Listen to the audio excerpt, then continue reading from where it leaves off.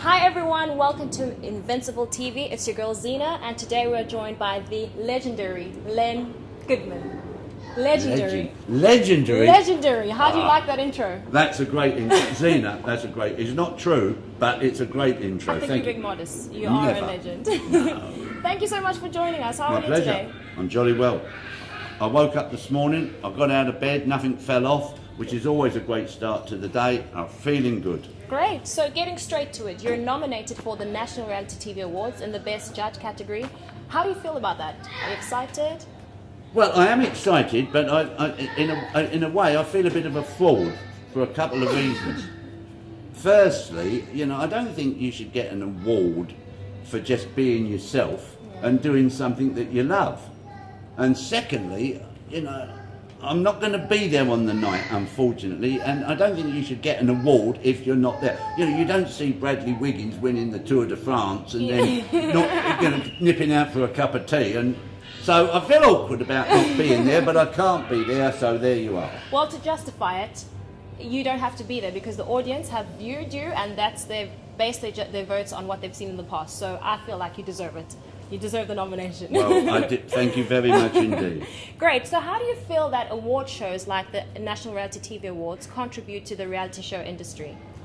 Well, firstly, I know that Strictly is classified as a reality show, but I always think it's more of a variety show. In the old days, you used to get a singer come on, you get a band, you get dancing, you get a comedian coming out, and I always have the feeling that Strictly is more of a variety show. But if it is a reality show, then I think anything that sort of pushes it along and helps it to get bigger and grow, fabulous. Fabulous. So the public is very familiar with you judging on shows, appearing on shows like Strictly and Dancing with the Stars. How you also run a ballroom dance school of your own. People don't know that about it. So how did it start? How did you form it? Why did you form it?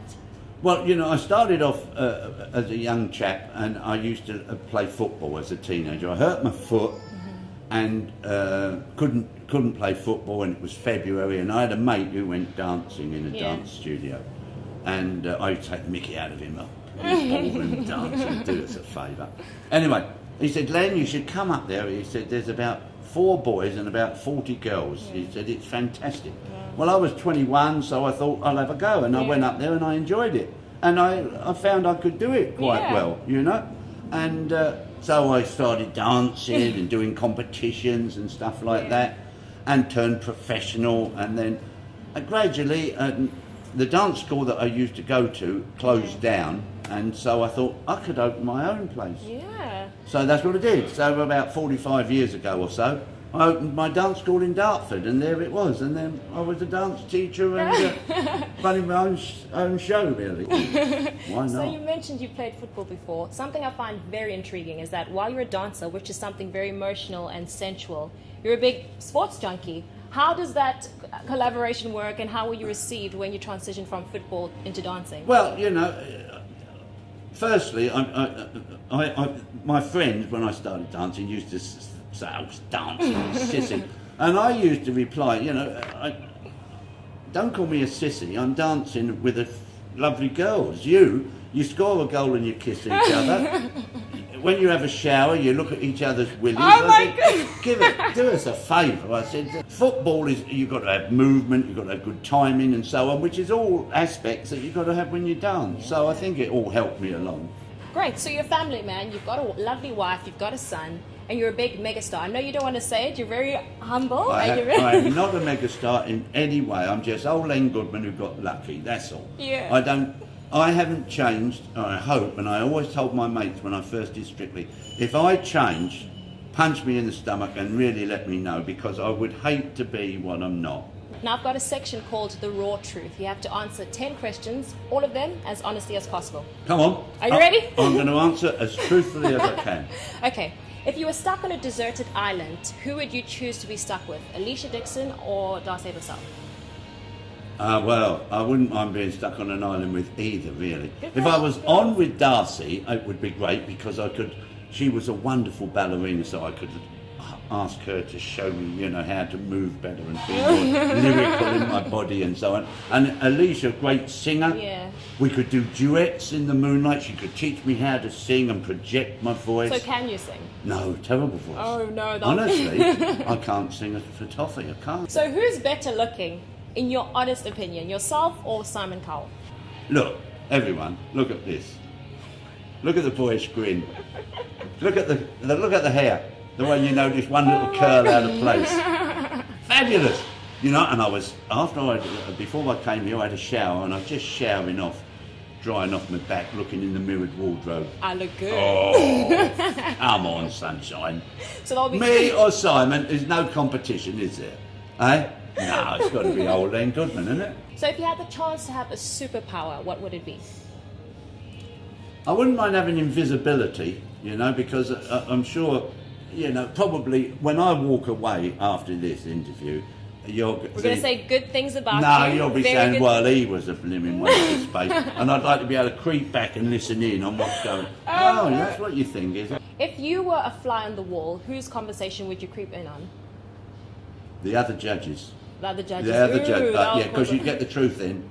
You know, I'm sure that behind my back, they're oh, silly old fool. What's he on about? So I would like to just listen in on the other judges on occasion, Yeah. just to see what they were saying. Yeah. Okay. Beyonce or Rihanna? Well, I've got to say, old Beyonce, she's hot, isn't she? Yeah, she's fierce.